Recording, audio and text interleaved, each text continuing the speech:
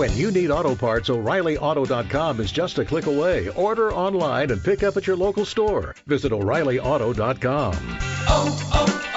O'Reilly Auto Parts.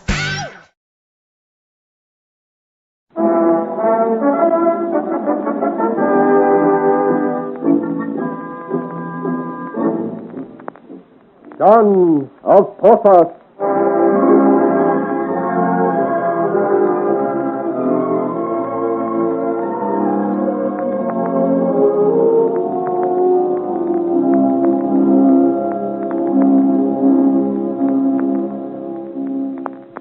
In the dark little house in the Rue de Beauvoir, where once lived Thérèse Lesage, the fortune-teller, a drama is being enacted. The Marchioness de Montespan, dark, imperious, masked and cloaked, sits in the bare little room facing the red-headed Walton and his whining companion, La Botte. The Marchioness, well known for her ruthlessness and cunning, has asked for help, and the other two have agreed to give it. They have just been visited by Joël, seeking Thérèse, and they believe that he was sent by the police. They are hungry, penniless, and afraid. It will not be the first time they have dabbled in extremely dubious business, and in their present straits they are willing to do anything for money. The Marchioness does not have to ask twice. Please, lady, we are ready to obey. We will do anything you want us to, anything at all. Whom is it you wish to destroy? We are glad to serve one who is unafraid. What is it you want us to do, noble lady? Listen, and I will tell you. On more than one occasion, I have had recourse to the talent of Lesage and La Voisin. Many a great lady was grateful for their knowledge. No, none steps forth to save La Voisin from the flames. Are you as skillful as they in the art of fabricating that potion, which, given in a carefully calculated dose, invigorates, in a larger one plunges into sleep, and in a still larger one, or in a prolonged series of small portions, causes the sleep without waking? The sleep without waking. Many's the pretty lady we've sung that lullaby to. Walpole? And it costs money, milady. You can't do these things without money. Think of our consciences. You shall have your money, you old hypocrite. Here. Oh, money. Oh, the merry sound of it all. Walpole, bring out to a follower of mine what you speak of. And if I be satisfied with you, you shall be fully recompensed. It shall be done, O noble lady, at once. And do not think I do not know that Monsieur de la Reynie lives in this street. I advise you not to attract the attention of the police, for you are watched. Oh, it is as I thought. You see, Mother Boss, I was right. There was one of La Reynie's spies who came to us just now. The officer whom I met at the door. Oh, was he an officer? I did not notice. I was so taken up with the size of him and his great sword. He made enough noise for the whole army. But he did not glean much from us, that I can tell you. It would take more than that outsized simpleton to catch this fox. Yet he tricked you just the same, my friend. You let him get away with the money. He was carrying money. No, it takes no notice of the old head. She's too greedy for her own good. It would have had us all in the Bastille if she'd had her way. And you would have let us starve, you old fool. You could have had the locket. Locket? What locket? Oh, some trinket he carried. Tell me all, fool, immediately. You think you know the locket, lady? I do not think, and neither will you if you are well advised. Just tell me, that is all. The spy came here with some story about looking for Thérèse. La Voisin's daughter. She was a fortune teller, but she fled, poor frightened creature. I know. Go on. To set us at our ease, the better to trap us. He said he had a locket for her, which had been given him by her father, Pierre Lesage, before he died in the Bastille. Did you see this locket? No, he did not show it.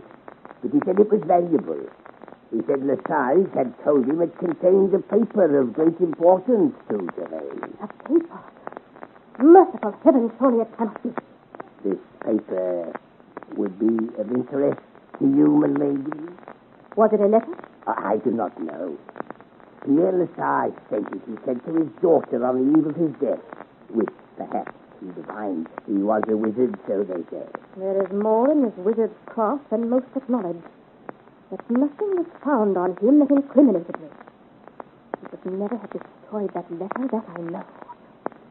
Oh, that letter, what could have become of it? The old fox placed it in the locket and passed it on to some hand he believed he could trust.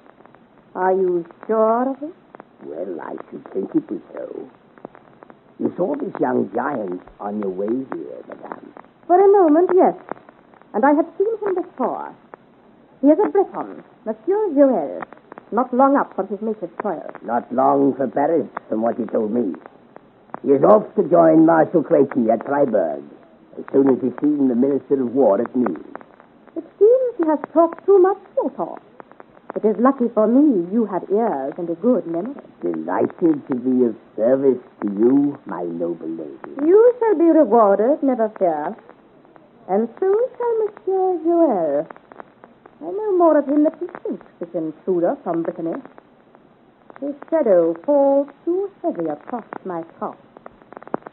Once he repulsed my friendship.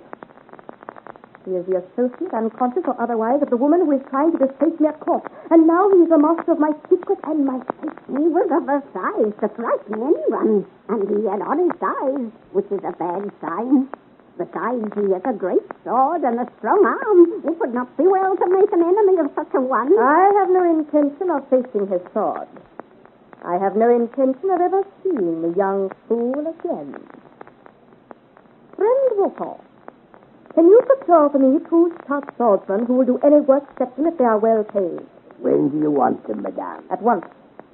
Go to the cabin of the dry well at the Croix Rouge, Mother Boss, as quickly as your creaking bones will take you.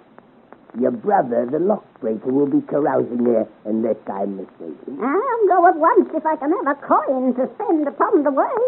A body can't go far when its legs are weak from hunger. Here you are, old woman. Hurry.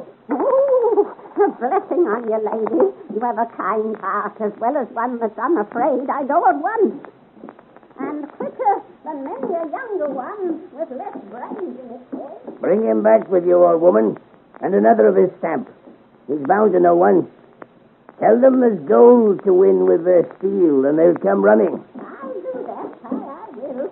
Oh, it's good to feel money in the hands again. A blessing on the generous lady there. He may be old, but she's a shrewd one. He'll hasten on this errand, never forget. I trust he will. For by my faith, this Breton's gone too far in braving me and being a fetter upon me. You should be my sport, Monsieur Joël. And I begin to believe that you will not arrive at Freiburg without some thorn catching you in the hedges. This lockbreaker, is he to be trusted? If the purse is big enough. It shall be. So long as he does a good job, I shall be satisfied. That locket is of the utmost importance to me. And what, madame, is the powder you came first to obtain? I shall take it with me. My noble lady has many enemies. It is natural when one aspires high, my good Walpole, as well you know. But they do not last long. Though all cannot be attacked directly, as we shall do with the Breton. I shall get the potion for you at once. This lady for whom it is intended... I gave no indication, my friend, whether it was for a lady or a gentleman. Take my advice and keep your sharp wits to yourself. Do as you are bid and ask no questions. All I need is the powder. I will do exactly as you say. Good. Now the powder, if you please. I am going, madame. Hurry then, hurry. With all speed. Who would have believed it of him? To hide it in a locket and then, death of my life, to give it to this incorruptible Breton. But honesty is a curse in one's enemies. Oh, that I had never written that wretched letter, to commit my sins on paper. To be mad. Would mean my death if that were found. Even Louis could not overlook it. You have been... Oh, it is you. Come in and shut the door.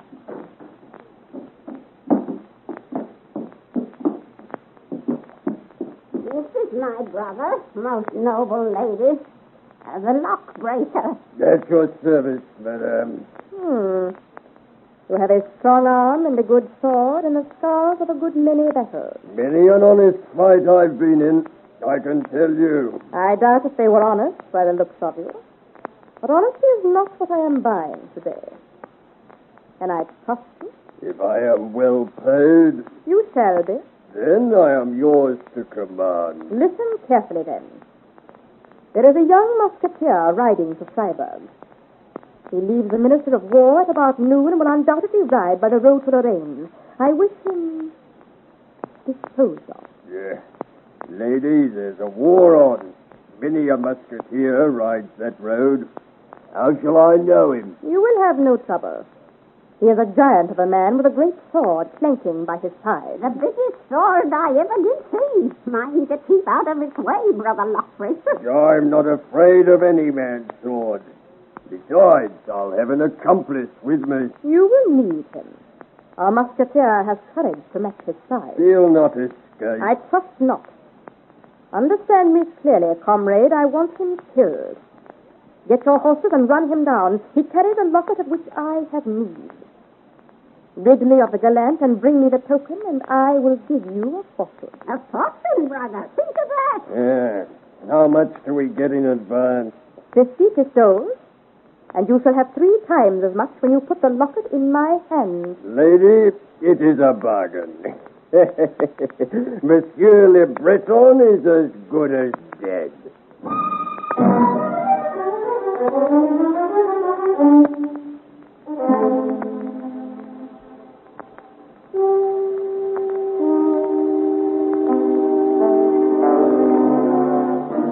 Son of Porthos, adapted for radio by Margaret Dunn from the novel by Alexandre Dumas, a George Edwards production.